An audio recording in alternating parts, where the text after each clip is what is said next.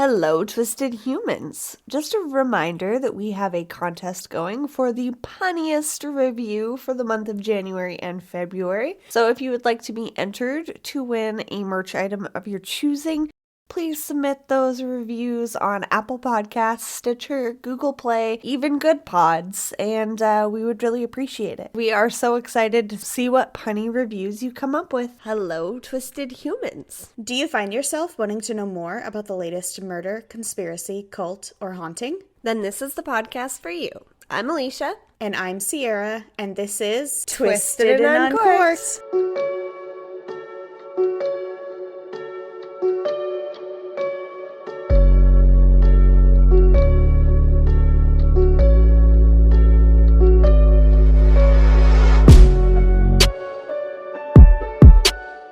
Hello, Twisted Humans. First of all, I just want to say happy podiversary, Sierra. On the day that this is being recorded, it is actually our 1 year tomorrow. So Yes. we've just been doing the damn thing. So And by now, if you haven't already heard it on the regular feed, there is a bonus episode that is dedicated to our podcast anniversary. So go check that out. Yes.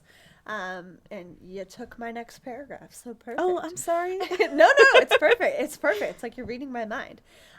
This is a Bitch and Wine episode, which is normally a Patreon special that we do every month, but we wanted to share it with everybody. Yes. Yeah. Given the nature of the episode. So thank you all so much for your love and support over this last year, and we hope you have a laugh at some of our reminiscing moments and abuse of tequila for that one. Yes. But this is a regular scheduled episode, so it is our 50th episode, which is super cool, and we actually have two special guests with us. Yay. We have Trevin and Amanda from Seriously Sinister, a petty crime podcast. Woohoo! Welcome, you guys. Yeah. Welcome and Thank you congrats so much for again. coming. Thank you. Congrats Thank again you. on your 1 year. That is like so exciting, you guys. Yeah, not a Thank lot of you people so make it that far. That's great. That's true. And we still like each other after all this time. Yeah, right? That's a pro. Exactly. And I'm really thankful too, because a really close friendship of mine has come out of this podcast. So it's all good things. And we'll be wishing you guys a happy 1 year in March. So Yay. Yes. yay. Looking forward to that. So do you guys want to share with our listeners a little bit about your podcast, yourselves, whatever you want to tell them? Sure. So, I mean, Trevin and I, we're both kind of into true crime, kind of into comedy. Him more so into comedy, me more so into true crime. Mm-hmm. And so when it came time for us to do our show together, we kind of wanted to combine interests in a way. And we wanted to do something a little more lighthearted. But I'll let you, Trevin, talk about kind of like what our show is. So, yeah, we just wanted to do something different and wanted to have a different format than what everybody else does. I did not want to tackle super serious subject matter because I just didn't want to go towing any lines or upsetting the wrong kind of people. I don't have the guts that you guys have to handle actual real feelings of people. Everybody I make fun of deserves it. Careful wording. Yeah. I'm sure. I don't want to be tiptoeing too much, but so we wanted to do that, and I'm a big fan of improvisational shows that do their own thing, and I thought, well, what if we just take small petty crime headlines, and instead of these shows who will talk about a serious subject and then, have their funny input around it, I want to take something that is super funny in subject matter but try to make it sound deadly serious and just kind of flip it on its head. I went to school for audio, and so I thought I wanted to flex a little bit on my sound, and so we do basically each story is almost like a parody or like a Naked Gun movie of a headline in audio form, to where we will put dramatic music underneath it and reenactment sound effects, almost like you were listening to a Discovery ID murder documentary, but on something as stupid as stealing money out of somebody's wallet. That's amazing. I love it. Or leaving your wallet in the vehicle while you go to rob a house. And Or then that. logging in on Facebook. That was a really good one when you guys shared that one. Oh my gosh. Yes, and we've done. We had to bring it. Heck yeah! No, you guys were great. We've done stories from the news, personal stories that have happened to us. Because I mean, everyone's kind of a petty criminal, right? I mean, Absolutely. everyone's done something, and listener stories too. So we just try and mix it up. We play games, silly little games every episode, like trivia or creepy would you rather, things like that. Yeah, no, it's lots of fun. And actually, before we became friends, I discovered your podcast as a recommended podcast from beach to sandy, water to wet. So that's one of the greatest compliments I can give you guys. Oh my god, yes, I It's love very their much show. that, like, false dramatization, which is funny and enjoyable to listen to. So kudos to you guys. I'm Yeah, I do assuming like you've that listened show. to the podcast that I'm talking about. Yep. Yep, I definitely have, and yes, there are some definite similarities for sure. So The that's a dramatic very that is music, really the- cool. Yeah, so I thought that was funny, and then I had chatted with you guys, and I'm like, oh, this is super cool. They're really awesome. So thank you so much We do again try. for coming on. Oh, You no are too problem. Thanks for kind. having us on. You're actually our first time being guests. Right. Nice. So Yeah, happy to, Trevin's you were featured, or you're going to be featured on one reading a story, but we've never done any guest spot like this where we're both on it and it's like just chatting live. True. Yeah, I will. I'm telling a story on another show called True Crime Rhymes with Vodka, and that will be on Wednesday night. So I'll be on Wednesday, Thursday of this week.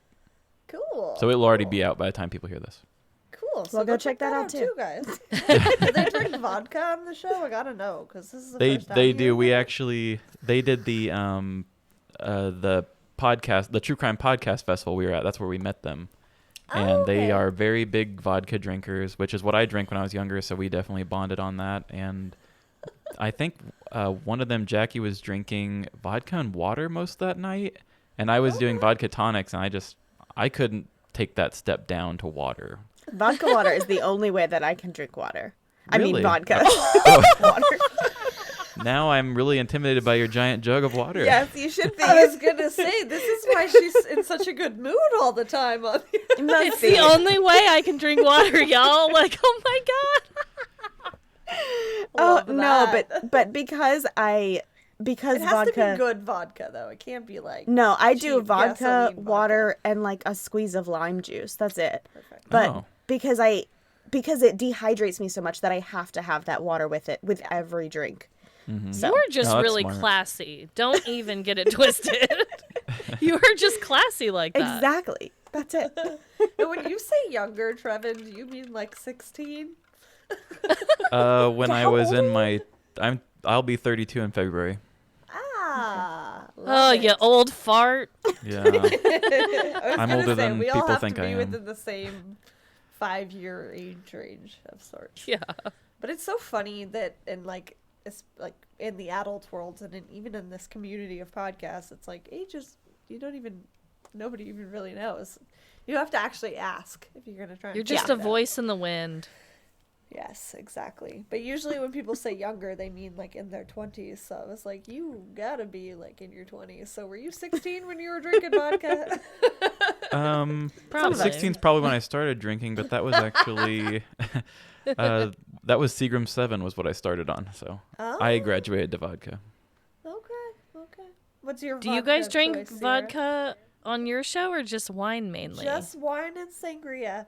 And Well, for on our bonuses. anniversary, yes, on our bonuses we drink whatever we want. So Yeah. favorites of ours is White Claws, specifically watermelon White Claws.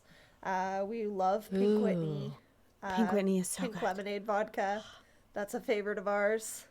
I don't know if you guys have ever tried it, but it's a game changer. I know, Amanda, you gotta wait a little bit, but I want to try it. I really do. Maybe here in a few months. yes, exactly. No, it's definitely worth it. It's so good. I don't know what they do to it, but it's so good. You can make so many things with it. I think our first You can just Patreon drink special it, we recorded together was a cocktail with it. So yeah, it tastes like pink lemonade. Ugh, I love lemonade. so Yeah. good. Don't but tell not Trevin in like this. a cheap like Mike's Hard lemonade kind of. No offense, Mike's Hard, but I'm sorry I can't drink that anymore. Yeah, we'll still sponsor you if you want. We'll still promote your products if you want to reach out to either of us. We joke about that too. We're like, how many things have we plugged on the podcast for free because we just happen to drink it? We're really hoping White Claw will reach out one day. That's the dream. I have literally commented on Pink Whitney posts on Instagram, like, I've already been sponsoring you. Can I just get a bottle? Like, please. I don't even want a monetary compensation. I will just take a monthly bottle of Pink Whitney. That's fine. Yeah, they should hook you up. It's good. You guys definitely have to try it. I think I've seen it. I'll get it if I see it. And Villa 1 tequila. That was what we drank for our Podiversary special that comes out tomorrow for us, but last week for listeners. And that is, it's good. Like, tequila is normally like, but this is not like that at all. We used one of Nick Jonas's recipes because we love him. And I was really nervous because as a teenager I took shots of tequila and I was so sick. So I was just thinking that the whole time because it was just lime juice, muddled mint, and tequila in like a glass, and you shook it up and just drank it. So I was like, I'm gonna die. Sierra's like, it's fine. And it was like, it was delightful. It didn't taste like alcohol at all. It was really good. Oh, wow. So I don't know what kind of witchcraft they're performing over there at Villa One, but you should also sponsor us. Also, I feel like I sound like a huge alcoholic so far in this episode. I seriously don't drink unless it's for this podcast. I swear. Like, I only drink when we're recording, so. It's true. We actually had to like step it down a couple days a week because we record 2 to 4 times a week depending on the week. So we're like, and it's Monday. We should maybe like have water and tea. I have work in the morning. Exactly. And for Sierra, she's 2 hours ahead of me, like you guys. So yeah, I always try and be mindful of that as well. But no, I will edit accordingly all the time when we have guests. Oh, on. you're fine. It's just a free for all. I don't care. Everyone can know. I'm just saying. I am a raging alcoholic, but not all the time. Only for the listeners. Oh, poor Amanda, too. She's probably like, God damn it. Hey, I get like contact drunk all the time. I mean, I just had a murder mystery party for Christmas. Trevin was there, and everyone thought I was hammered. And I'm like, you guys clearly see my baby bump here, right? But everyone thought I was hammered. I don't know. You're an energy person. You feed off of it. Fair. Exactly. It's true. She really is. Yeah, you're like, I am not a horrible mother. Thank you, though. When she was pregnant with Lila the first time, me and a friend of ours, I was obsessed with this kind of shitty karaoke bar, and we went one time and we took Amanda, and she got up there on the stage and was singing and dancing and like walking around to the stage and kind of like bringing people into it, and you would think, wow, this pregnant woman is drunk, but no, she was just fun. Somebody needs to call somebody. Yeah, I even got up there and I was like, I'm the pregnant DD, and then I just started singing. It. You sound so much fun. Oh, I love that. I need more of that. I need more of that extroversion in my life. I'm like, every time I've ever gone to karaoke, I've signed up, and then I'm like, when my name gets called, I'm like, no, I can't do it. I'm actually not here anymore. Oh, you've got to. You can do it. I have faith. Okay, if I ever grow the lady balls to do it, I will send you guys a video. Please do. As proof, because nobody would believe me otherwise. Yeah, we need the lady balls.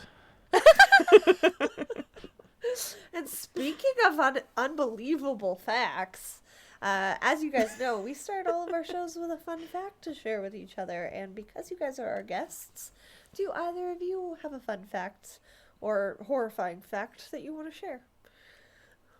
Do you want to go first, Trevin? Sure, I can do that. So this is something I just recently found out. It's not like a small, tiny fact, but it's something that I found out about, and it has to do with murder, so I can't really talk about it on my show, so I thought I would just bring it here and brighten your evening a little bit. Do it. We've heard the worst of the worst. But did you know that in parts of Africa, they hunt and murder albinos to sell their body parts? We did know that. Okay, I didn't know that. Wait, that happened? Didn't you do a story about that? Friends off. Me? Yeah. No. Are you sure? Yeah, I would remember. I think maybe it was. I shared it as a fun fact, but I don't think I would have done a case. I heard this somewhere. I have spoken with someone about it, and it grossed me out so bad. Yeah, no, it was related to a case that I covered, and now I forget what it was. It was a Patreon case, and I brought it up. I will remember. So that's like modern day, though? Yes. Like modern day, they hunt down poor because albinos? their limbs are like good luck or something. Yeah, they say that they use their certain body parts for like different witchcraft and rituals and stuff. Yes, like that's there was how like it came up. We were talking about witchcraft. Thank you. Yeah, there was stories of like kids being abducted in the streets and then them finding them days later with just like their hands and feet cut off because they were going to use those for some sort of. But they were still alive? I don't think they were.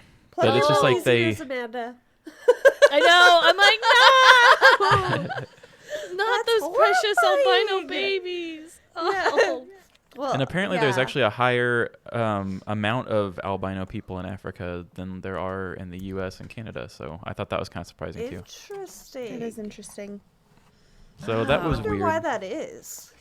I'm a huge all things science nerd, and I love genetics and neurology and stuff like that. So I'm always like, is it something genetically happening with certain cultures that create make it a higher chance? If I want to know, I'm gonna look it up.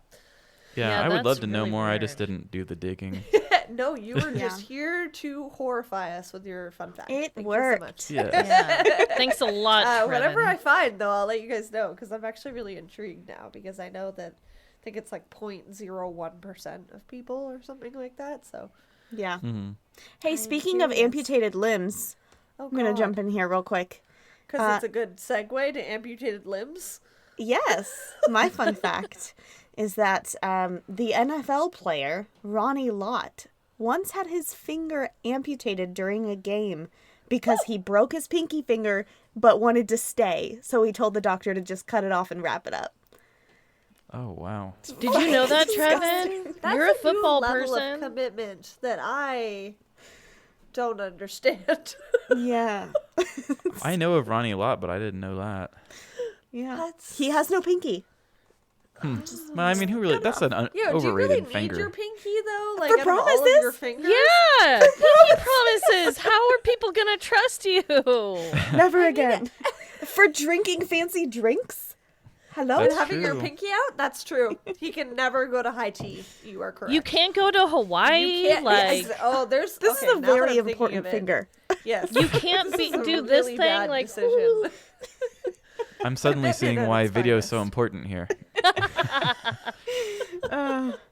We honestly started doing it just for fun, just to reach other listeners that, only hang out on YouTube. So it does make for a fun visual, though, especially because I've been told that my facial expressions are ridiculous.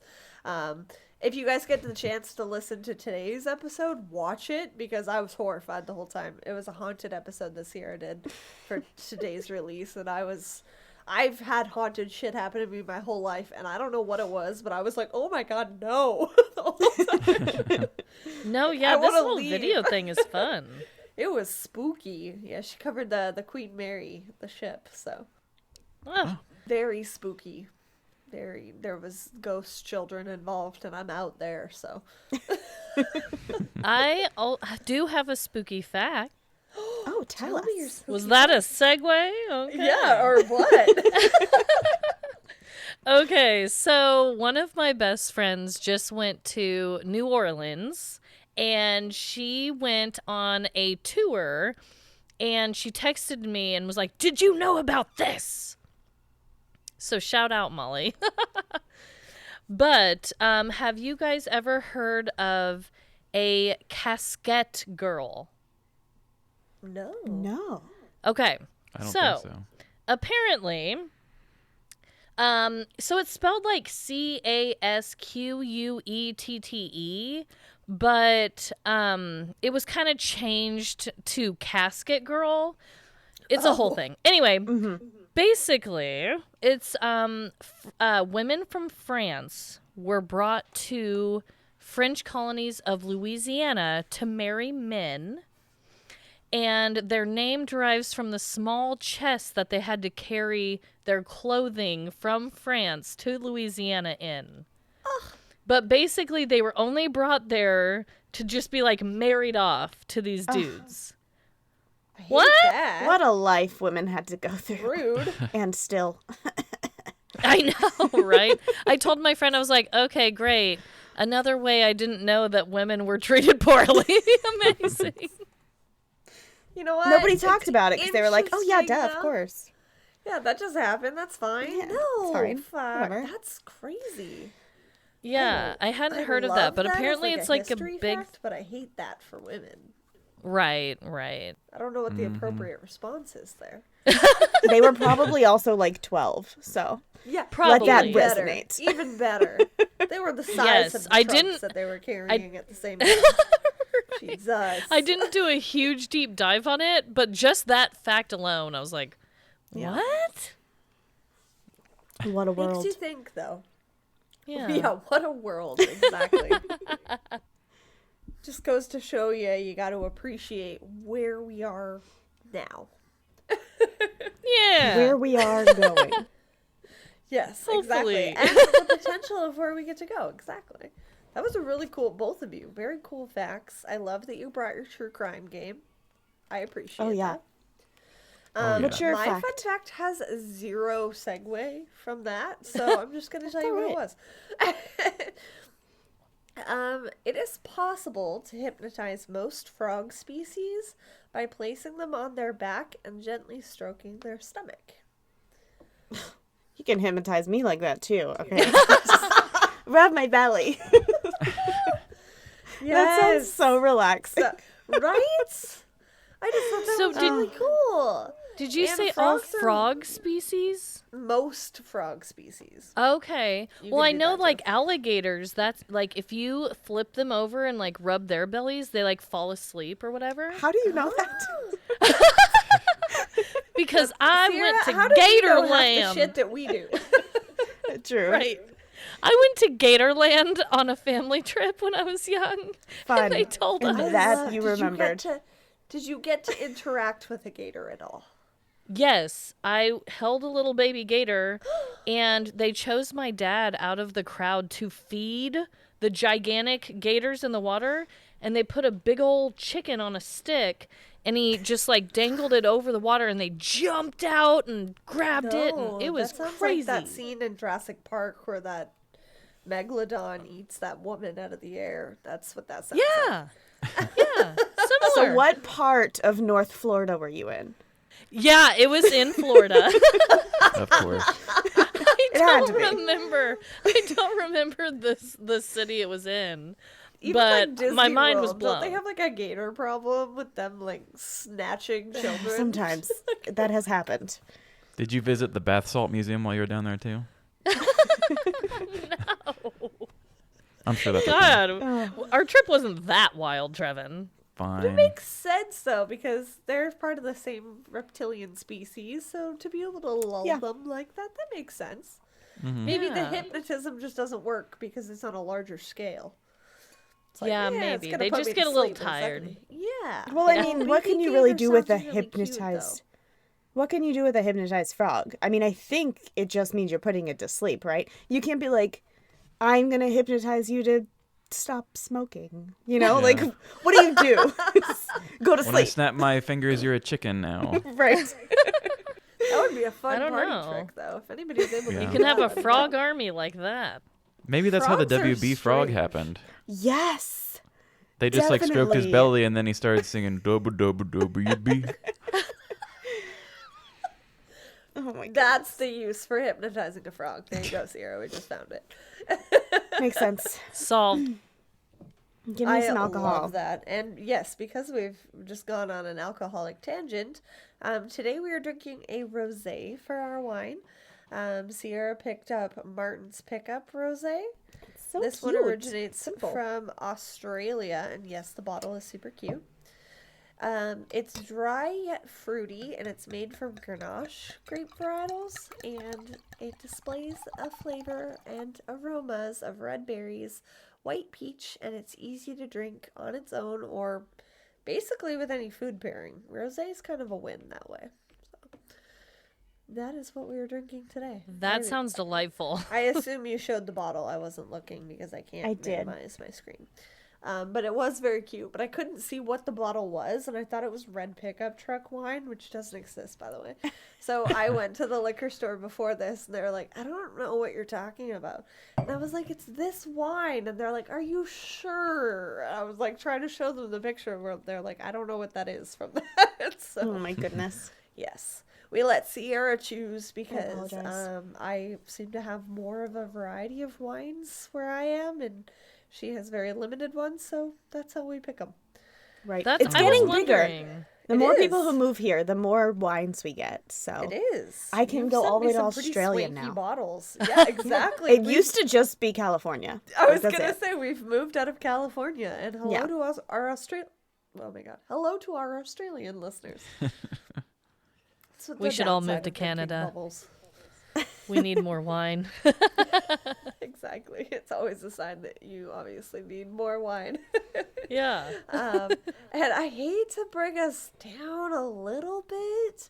Please interject as you guys feel like it's your episode podcast. I usually pause in between, but don't feel bad at all. Today we are covering a disappeared case. And I did disclose earlier to our guests that it is in not Australia. Nope, That that's it where the takes wine place is. in Ireland, because they were talking Yes. about Irish twins, which is siblings that are really close in age. So, like Sierra's kids or Sierra and her sister. So, I am telling you about the disappearance of Fiona Sinnott. Has anybody heard of this one? I have not. Not by name. Fiona is from Ireland. She is one of 8 women that went missing between 1993 and 1998 in what media refers to as the Irish Vanishing Triangle. Is Sounding this like familiar the to anybody yet? Bermuda Triangle? But worse. Oh, It's no. like the Wow. Bermuda Triangle for murder. Ooh. I have not heard anything about this, I don't think. I'm about to Amazon the book about it. There is a book about it, and it's really good. Oh I tried to have it here before I wanted to cover this case, but some things came to light that made me want to cover this case now, even though it was already on my list. That makes sense. Sierra and I love books. So I'm going to read it at some point, but I just didn't get a chance to read it about all of the women that were involved before this case, but I'm specifically focusing on Fiona. So Fiona was the baby of 5 children in her family. They were all extremely close, and her siblings were always really protective of her. She was silly, caring, and bubbly, and she really did light up the room, as cliche as that sounds. She was always just wanting to make somebody happy or smile any way she could. She would do anything for the people that she loved and cared about, and she had a lot of friends and people that just loved to be around her. When she was 18 years old, she found out that she was pregnant with a baby girl. Her boyfriend at the time, Sean Carroll, was the father. By the time that Emma, their daughter, was 11 months old, Sean and Fiona had been separated for a few months, but they were still friendly with each other and wanted to be equal parents in Emma's upbringing. On February 8th, 1998, Sean had his parents... Apparently, this is why I don't edit notes. It 1 o'clock in the morning. On February 8th, 1998, Sean had his parents watch Emma so that they could go and hang out with friends. Fiona and some of her friends went to Butler's, a local pub, and Sean went to meet up with them later on after spending time with some of his guy friends.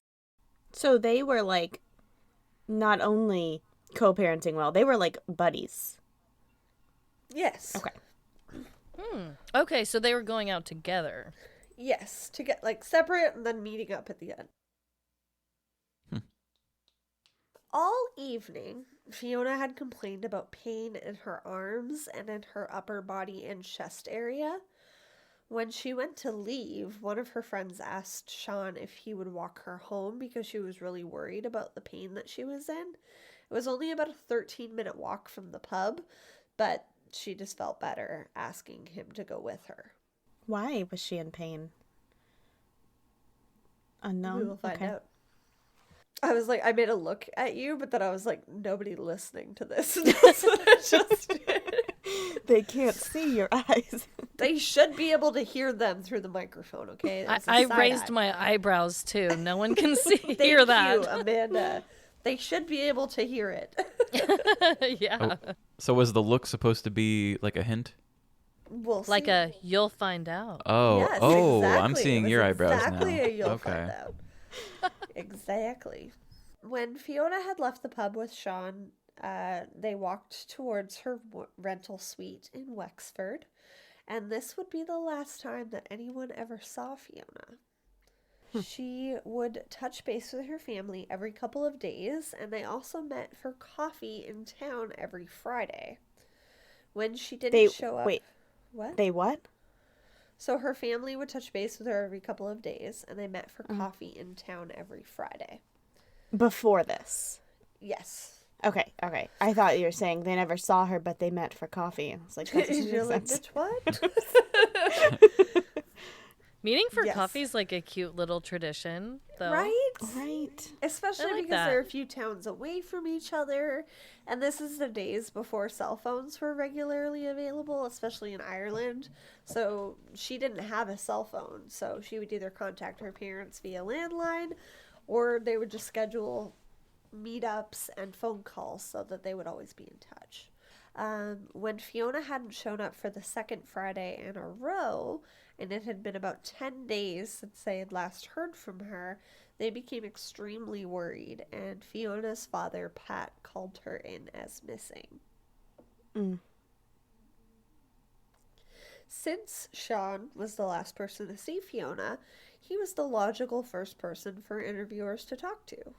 He had told the investigators that he had walked her home, had spent the night sleeping on her couch, and she had gone to bed right away, as she had also disclosed to Sean that she was in a lot of pain.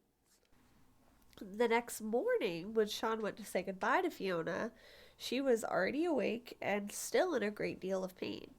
She told him that she was going to hitch a ride into town to visit with her doctor. I wonder how common hitchhiking was. In 1998, yeah. But I mean, in Ireland, maybe a little bit different between towns. Right. Totally common in the US and Canada in like the 70s, 80s. Even into the 90s, arguably, if you're real ballsy.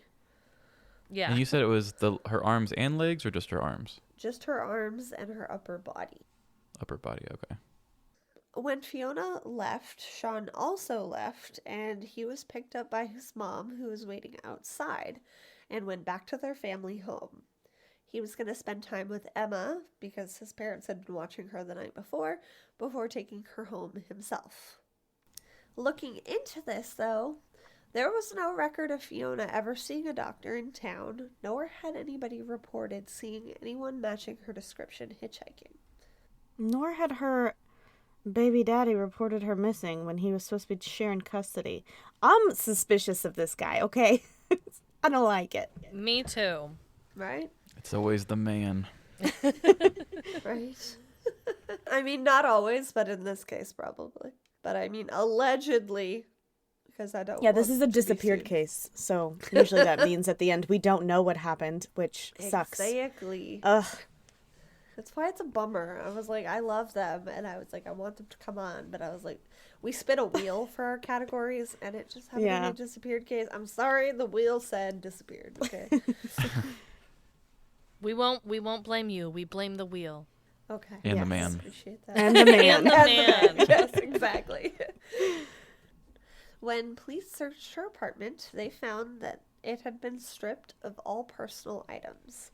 It never looked like Fiona and their young daughter had been living there at all.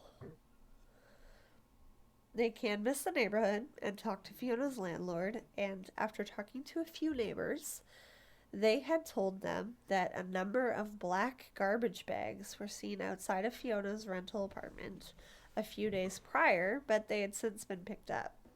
No. After media spread about Fiona being missing, a local farmer came forward and said that he had found a number of black garbage bags dumped on the edge of his property. It contained women's belongings and documents that matched Fiona's name. Before hearing about her disappearance, he thought that this was just another case of illegal dumping, which happened often for him given the large property, and he had burned all of these bags before she was reported missing because it took 10 days. What?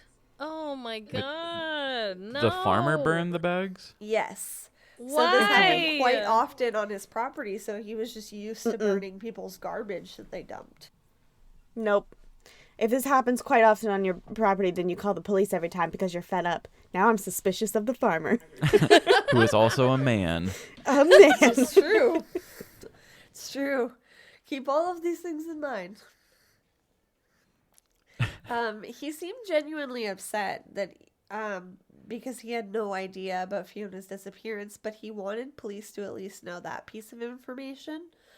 A tip came in stating that a woman was heard screaming in Mill Pond area, which was near Butler's pub, on the evening of February 8th, which was the last time she was seen. So the evening of February 8th was the night she was out with her man friend, or the morning and after? Her man's, yes. Okay. That was the last time anybody saw her, other than Sean. Another tip said that witnesses saw a couple arguing down the road from Butler's pub that same evening. Doesn't look good. It doesn't. It really doesn't. So rumors began to fly that several locals had helped cover up the murder of Fiona, but no one ever came forward saying that they were responsible because they were fearful of the person that had actually allegedly caused her demise.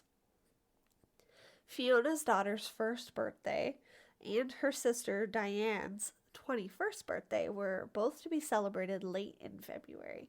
When Fiona was not at either of these celebrations, her family knew that something was really wrong. In June of that year, 1998, after a tip had come in to investigators, Lady Island's Lake, close to where Fiona was last seen, was drained with a 24 floodlight watch as it emptied, but no trace of her was ever found.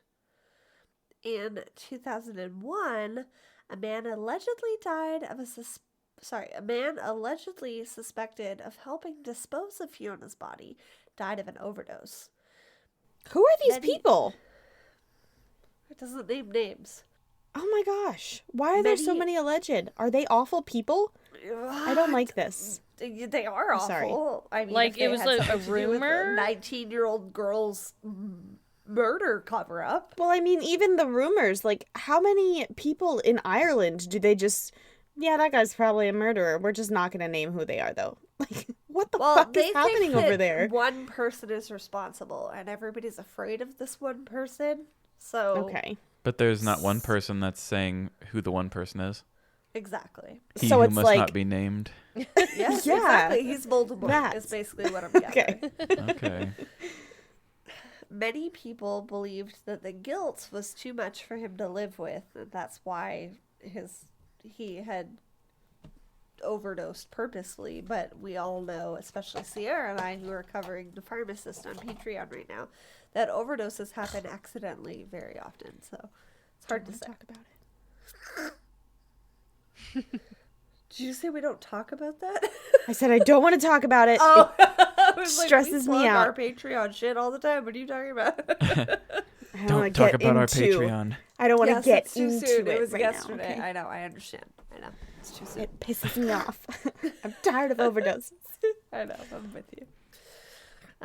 When previously interviewed, the man stated that exactly 3 people knew the location of Fiona's remains, but he wouldn't say, nor would any of them.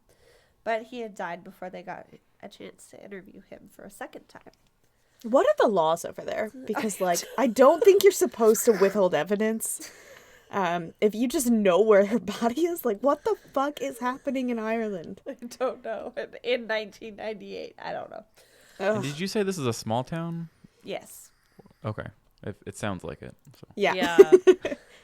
Everybody knew everybody, kind of small town. Her Okay. family lived a few towns away. They would talk on the phone every now and again. They would meet for coffee in town when they could, And the investigators are just doing a half-assed job. Yep. For the usual. Yeah. Yep. Absolutely. I will agree with that. And so will her family, but we'll get there. Uh-oh. On September 16th, 2005, investigators officially announced that Fiona's case was being treated as a murder investigation. Took long enough. Yeah. This was also around the same time that Fiona's family legally had her declared as dead. Not long after they had announced that this was being treated as a murder investigation, 3 women and 3 men were arrested as possibly being involved with Fiona's disappearance, but they were released without charges due to lack of proof. Who were they?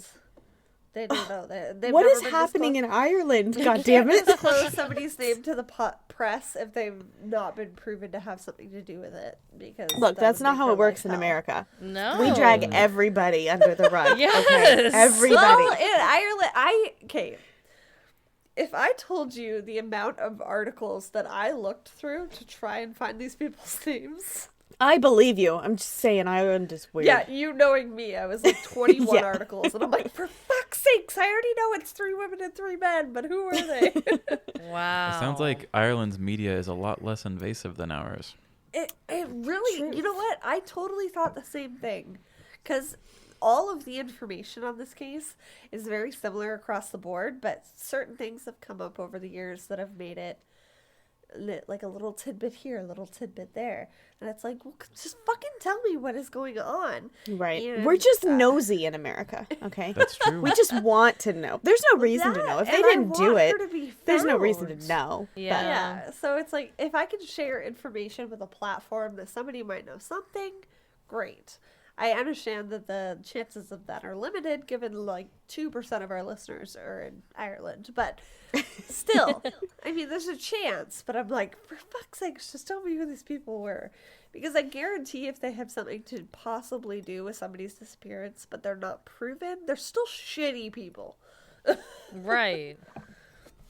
Yeah, So, I just there's need possibility. I just need a tiny bit of information about them so that I can judge their entire character off of it and hate them. Right. Let me Google them, please. Yeah. Yes. Tell me their favorite cereal so I can be like, oh, you are a Captain Crunch looking asshole, aren't you? Yes. But I just want to go on record to say that Captain Crunch is good. Yeah, that was a Right. bad. fucking Like, what's amazing. your problem with Captain Crunch, No, Trevin? I'm real close with the Cap'n. That was.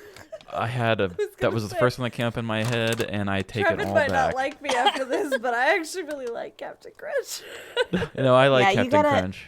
You gotta do We like. Honey- shit honeycombs, on, like, is that better? Oh no, cornflakes or honeycomb is something. great too. Raisin bran. There. There. Okay. Yeah. There. Even or though I actually do like Chex those too, Mix, but- or not Chex Mix. Chex, yeah. wasn't it? Chex, What's yeah, the- Chex. Yeah, what's the Chex, one that mhm. makes you want to die every time you inhale by accident? That one. That's Or probably life. that It's one. Chex. I think it's Chex Mix. I think you're right. Fiber wise, you know the ones that are like just like wheat. What are they called? I don't know what they're called. Oh, like shredded Mini wheat? wheats without Yes, icing shredded sugar. wheat. The shredded Okay. wheat ones. Yeah, all these people, they eat shredded wheat. That's all I gotta say. There Yes. you go. Have you guys ever had mini wheats without the icing sugar on top? It's a choking hazard. That's what the devil eats. No, it has to have the frosting. You said that so matter-of-factly. As you sit there eating your pretzels. Get out of here. What? Oh, I do have a cat in here. Okay, you were talking about the devil and then you whispered, I see a cat, so I was afraid for you for a second. I'm sorry. But it's Trevin's cat. Okay. Yes. This is good times. I was like, Sierra, I know yesterday was a full moon, but what were you up to? So, Fiona's medical records were searched, and it had been found that she had been abused by a boyfriend in the past. But she would never say which one or ones. And I say that Obviously. because, well, yes, Sean is probably one of those, allegedly.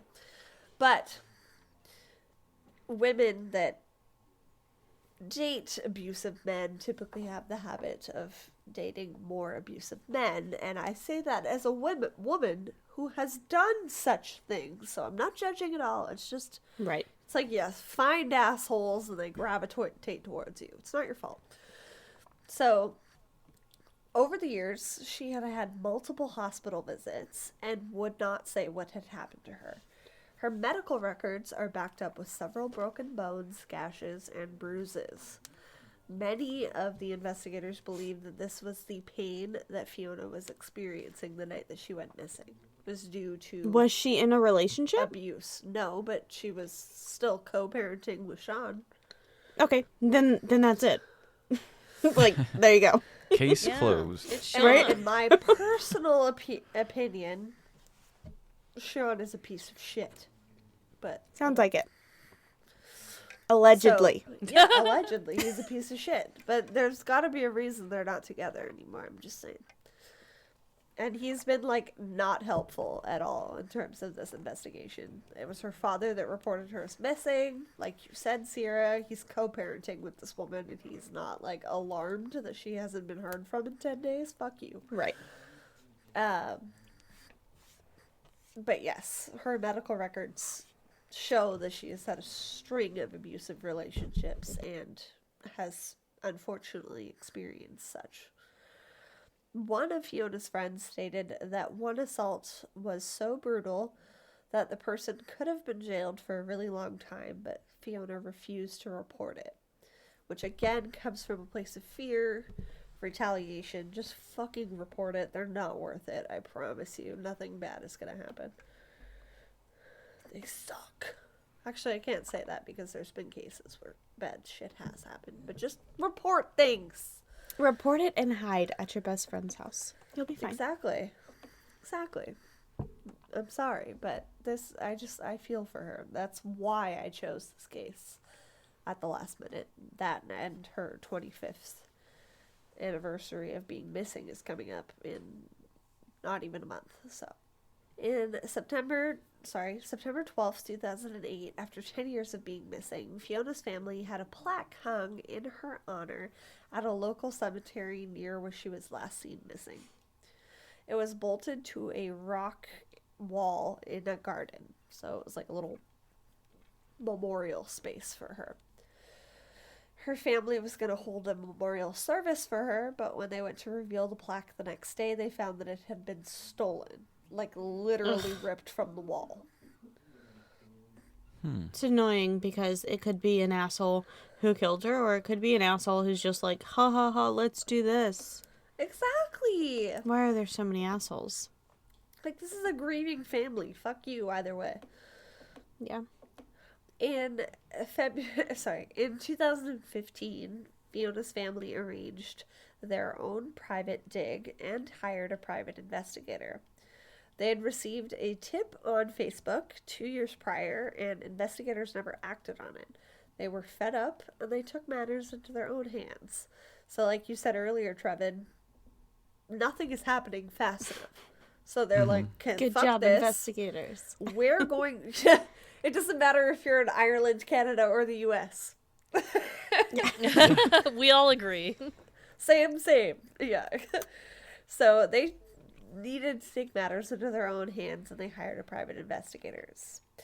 3 different dig sites were conducted and approved following tips, but no luck had occurred with finding Fiona. Many people also came forward claiming that Fiona was likely buried underneath a specific home in the area, but the pavement was dug up after the family agreed, like the people that lived in the house, but she wasn't there either. Oh. Hey, Trevin, you don't live alone, do you?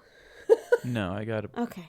no. It's like there's some lights that went off. It's kind of weird that they're just randomly turning off in your house. No, my girlfriend, I think, is probably going to bed now, but she's been up making cookies. Oh, okay. But Alecia is known to have ghosts, so like I didn't know if she transferred them to you somehow, you know? You do have that door looks really creepy in the background. I'm not even gonna lie. Yeah, it looks like I'm in a little square room, but I'm really not. Like, there's a whole lot of room over here. Blink twice if you need assistance. I need help all the time. We need a code word. Pineapples. Just let us know, okay? Yeah, just shout it. Pineapples! Yeah. Pineapples. In February of 2017, investigators and Fiona's family went door to door along all possible routes that Fiona could have taken home from the pub to her rental property with no sightings. Throughout the years, several searches have also been carried out, from lakes to private homes, but Fiona has still never been found. Fiona's daughter, who today is 24 years old, doesn't have contact with her family, and it is unclear of whether or not Sean made sure of this or not, but it's likely. Wait a minute. Fiona's daughter, Fiona the missing person, her daughter Emma, does not have contact with Fiona's family? Correct. Sean is a murderer. Yeah. Duh. What the fuck? Is he friends with the police or something? I don't know. He is the police. It makes me so mad. He is the police. What is happening? It makes me so mad. Oh my god. I don't know. This case, I don't know why it's always tugged at my heartstrings. Like, I've learned about... I'm going to cover the other women in the Irish Vanishing Triangle, but I'm like... This one but maybe Sean's a fucking serial killer? What the fuck? Well, 3 of them have been connected out of the 8. The other 5 are a mystery. So, I don't like it. I don't like it either. I hate it Allegedly. So by the way. Allegedly. Sorry. Exactly. Fiona's family have not seen Emma since the weeks leading up to Fiona's disappearance. Seamus, Fiona's oldest brother, described Fiona as his, quote, and keep in mind this is an Irish term, little pet, and revealed that she had called, like, they were really close. She revealed that she had called the house looking for him the night that she had went missing to come and join them at the pub. But as he was due to be at work on the fishing boats early the next morning, he opted to stay in. Since then, he says that he, quote, doesn't sleep at all. Ugh. Makes my heart... all of this is going to pull on your heartstrings. Yeah. In 2018, a memorial was held for Fiona in Kilmore in February to mark the 20th anniversary of her disappearance. The memorial began with a mass at Kilmore Church, followed by 20 roses being thrown into the sea on the Kilmore Quay beach that Fiona and her sister Diane used to play on as children. Speaking at the memorial, Diane told the Gory Guardian that she hoped, quote, something will come out of it and somebody will come forward and say something. It's really important that we keep Fiona's memory alive, and we continue to do so until we're able to find her. End quote. Fiona's dad passed away in 2004 from literally a broken heart. Right. At the age of 59, but he never stopped searching for her before his death. Fiona's family are confident that they know who is responsible for Fiona's disappearance, but there isn't enough proof. Me too. Yeah. The man. A man. Yeah. A specific man, allegedly. Quote, we mightn't get it off the suspect, but we definitely believe there are one or two other people, local people, who know. We are just hoping that after all of these years that they'll come and speak up, because we are not going to stop, said Fiona's family. This is just one of those cases that breaks your heart and shows you how many people's lives are destroyed when somebody disappears, especially under circumstances like this. I have already admitted throughout this case that I believe that Sean Carroll is responsible, and that Allegedly. Sean Carroll was inevitably one of her abusers. But Allegedly. there is not enough proof, and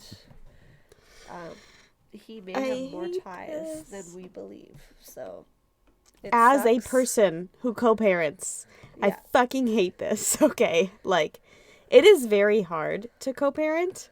Extremely hard. But as And of 1 month ago, Fiona's family said that Emma knows that they're trying to get in contact with her, so I will update all of our listeners if she is. But able it to get doesn't in matter contact if with they them. know, because if the last 24 years of her life she was taught that they were bad people, then that's what she's gonna believe. She was a child when she learned these things. It's true. I So hate it. I hate frustrating. it all. I hate it too, because like her family said, she loved her daughter. She would have never missed her first birthday. Like, Yeah. none of this makes any sense. And that drug dealer that allegedly knows where she's buried, like, nothing. Co-parenting is extremely hard, and my co-parenting relationship is amazing. But I promise you 100%, if I go missing, it's because of that side of the family, okay? Like, Okay, I know his name. they did it. Like, it's still rough. Even though I feel special to be in a good spot, it's still fucking hard. Yeah. Like, and for this to just, it feels like the Ireland investigators don't give a shit about the co-parenting situation. Like, obviously that's the first one to look at. Arguing, they weren't together. Fiona has a past of being abused. Emma has shows never what seen her- her mom's family again. Yeah. Like, that is so Nothing sits well obvious. That's Allegedly. a problem.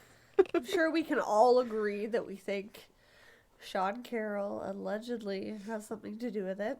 This is just And our opinion. Fiona's family are not quiet about admitting that they believe that he is responsible for their family's disappearance. So That's insane. Yeah, I guess custody must work differently there or something. Because, like, if somebody, I feel like if a mom went missing, that side of the family would still get some sort of visitation, and like the yes, grandparents and people would still get to see I them. couldn't find anything about that, but that's what it's assumed from the fact that they haven't had contact, is that he Even would have gotten full custody technically, and that he would have had control over who she saw.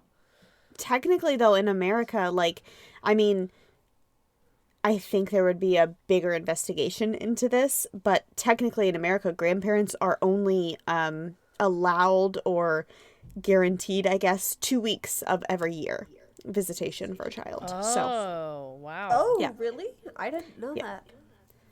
I didn't yes, either. I have looked into that. Good to know. Shamefully, I mean, yes. I don't know. That's totally reasonable. But you start forming your first memories around 4 or 5 years old. Right, She's she never probably had does not contact. remember her family. I know, and that's the sad part. Yeah, That's except the part for her that dad. gets me. That's the part that gets me.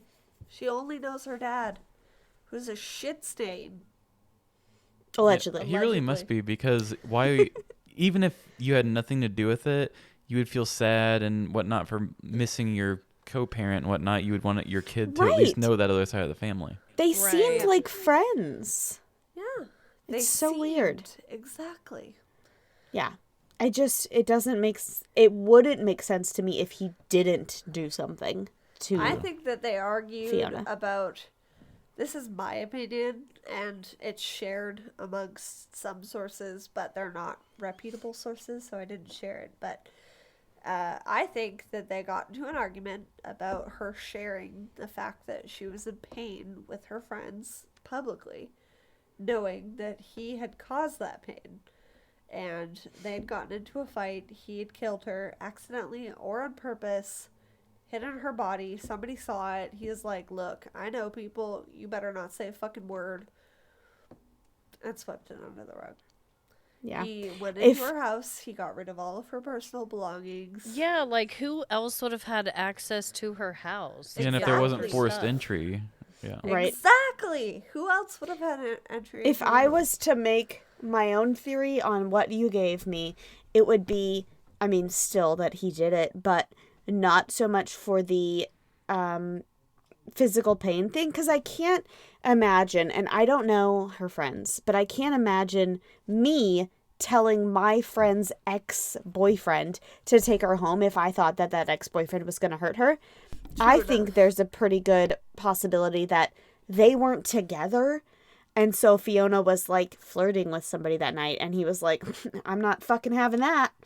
Like, we're not together, but you're not allowed to flirt with anybody else. And so that escalated. That sounds like a man to me. Well. It sounds like a man. Yes. Coming from a man. Allegedly. Allegedly. Oh, God. This case makes no sense to me, and it also makes me so mad. So that's why I chose to cover it. I literally chose another case yesterday. So. Oh, my God. But I found all of the information that I could, and I will be covering the other 7 women that were part of the media's title of the Irish Vanishing Triangle. So, yes. And they sounds are like a all horror movie. Equally as frustrating and as fucking no information. Like, just there 1 second, gone the next. Are any of them solved? 3 of them have been found dead, so. But solved. They're not in connection with each other, but not solved. Okay.